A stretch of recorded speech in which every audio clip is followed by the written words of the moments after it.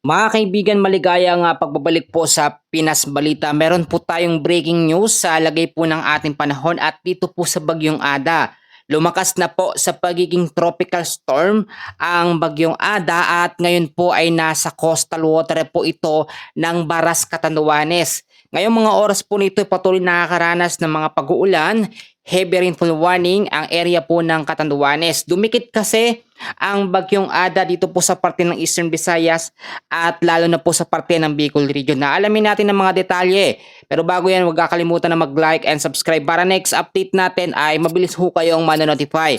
Sa huli pong pagkatala, ang Bagyong Ada po sa ngayon ay lumakas na po no sa tropical storm. Tinataglay po nito ang hangin na umabot na po sa 85 kilometers per hour. Malapit pa rin po sa may sentro at may pagbugso pong umaabot sa 115 kilometers per hour. Yung pagkilos naman po niya, medyo bumilis naman pa northwestward sa bilis na 25 kilometers per hour. Kaya kung mapapansin po ninyo, yung record or pagliko ng bagyo ay parang umikot lamang, no? Nakikita natin yan pero huwag kayong mag-alala, kaya lang naman nakakaranas ng malalakas na pag-uulan ng area po ng Eastern Visayas, ilang bahagi ng Bicol Region ay dahil sa pagliko niya. Diyan ko kasi yung pagbuelo ng bagyo. So ngayon ay nakataas na po tayo sa signal number 2. So meron po tayong banta ng signal number 2 sa bahagi po ng Luzon. Signal number 2 sa eastern portion po ng Camarines Norte. Kasama po ang eastern and central portion po ng Camarines Sur at Catanduanes, Albay at Sorsogon. Yung mga lugar po na yan, ngayon po nakakaranas po ng mga pag-uulan kaya pinag-iingat yung mga low-lying areas, mga landslide prone area sa banta po ng tuloy-tuloy at mga malalakas na mga pag-uulan. Meron pa rin tayong nakataas na wind signal number 1 sa ilang parte ng Luzon. So signal number 1 naman sa eastern portion po ng Quezon at kasama rin sa signal number 1 ang Polillo Islands, Marinduque, eastern portion po ng Romblon, the rest ng Camarines Norte, the rest po ng Camarines Sur at Masbate. Signal number 1 pa rin tayo sa ilang parte ng Visayas kasama ang Eastern Samar, Biliran, northern portion po ng Leyte. Signal number 1 po nakataas dyan.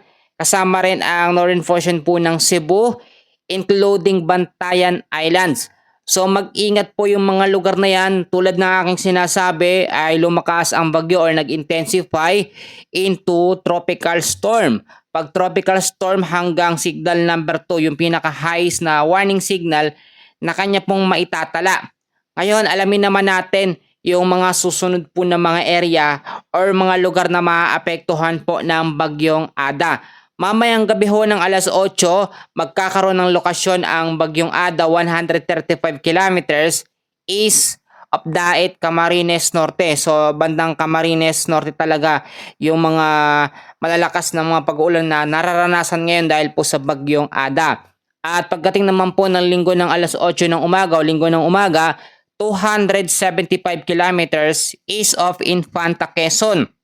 Maintain pa rin siya sa 85 kilometers per hour na bilis o lakas ng hangin, tropical storm category. Alas 8 naman ng gabi ng linggo, 330 kilometers east of Baler, Aurora ang magiging lokasyon po ng bagyo, no? Bagyong Ada. At ito yung pag-record na ito, no? Lunes po ng alas 8 ng umaga, 370 kilometers east of Kasiguran, Aurora ang magiging lokasyon ng bagyo. Lunes ng alas 8 ng gabi, 445 kilometers east of Kasiguran, Aurora pa rin ang kanyang magiging lokasyon. Tinatanong sa atin kung kailan ba lalabas ng ating Philippine Area of Responsibility ang Bagyong Ada. Base po sa track and intensity forecast ng Bagyong Ada, hindi naman ito nakikitaan na lalabas ng ating Philippine Area of Responsibility, pero ito ay malulusaw pagdating po ng Wednesday hanggang sa Thursday ng madaling araw po yan. Nakikita na ito ay magiging tropical depression ulit at magiging low pressure area hanggang sa malusaw.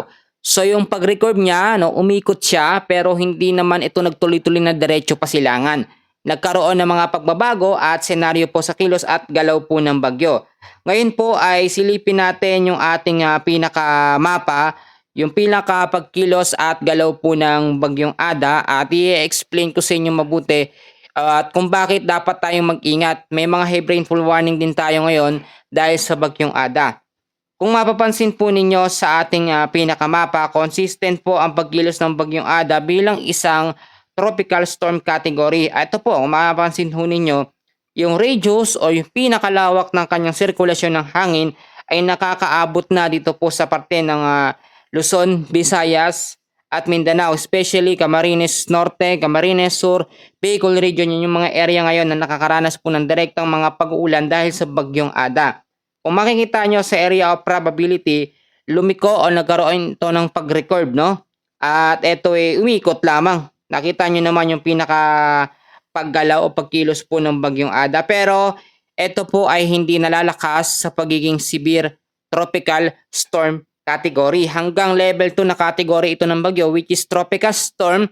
Kapag tropical storm, nasa warning signal number 2 lang tayo. Hindi na tayo tataas sa signal number 3, 4, or sa 5. Which is, pag mga 4 or 5 na signal, yan is nasa typhoon o super typhoon category. Dahil sa Bagyong Ada, meron po tayong yellow and orange warning na heavy rainfall. Nakataas po ang orange warning sa Catanduanes ngayong hapon po, no, hanggang bukas po ng hapon. 200 mm sa dami ng pag-uulan sa Catanduanes. 100 to 200 mm sa dami ng pag-uulan naman sa may Camarines Sur, Albay, Sorsogon at Northern Samar. 50 to 100 mm sa dami ng pag-uulan naman sa may Quezon, Camarines Norte, Masbate, Eastern Samar, Samar at Biliran. Pagdating naman po bukas ng hapon hanggang sa Monday po ng hapon, meron tayong yellow warning na 50 to 100 mm na dami ng pag-uulan sa may Quezon, Camarines Norte, Catanduanes at Camarines Sur. Ngayon po ay nakita nyo naman nakaranas ng bugso ng mga pag-uulan or pagbabaha ang parte po ng Catanduanes dahil sa patuloy po na paglapit ng Bagyong Ada. Pero kung makikita nyo, hindi ito nakikitaan ng paglandfall dahil ito yung pinaka-Philippine landmass natin, yung kalupaan ng ating bansa dyan sa Eastern Visayas. Ito naman yung pinaka-sentro ng Bagyong Ada, pinakamata. Halos didikit lamang siya pero hindi naman siya nakikitaan ng paglandfall. Pero magkagayon naman yung trap or extension ng kanyang hangin medyo lumalawak at malaki yung nasasakop niya. At gayon din, ramdam pa rin natin ang medyo malamig na hangin dahil po sa northeast monsoon, amihan, kasama ang high pressure na hangin.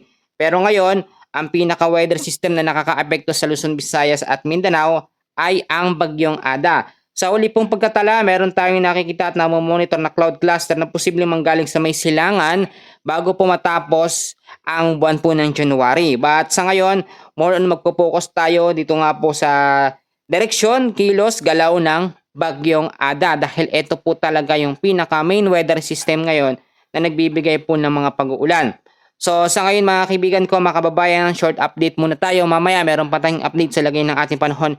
Maraming salamat po at God bless po sa inyong lahat. Mag-ingat po tayong lahat.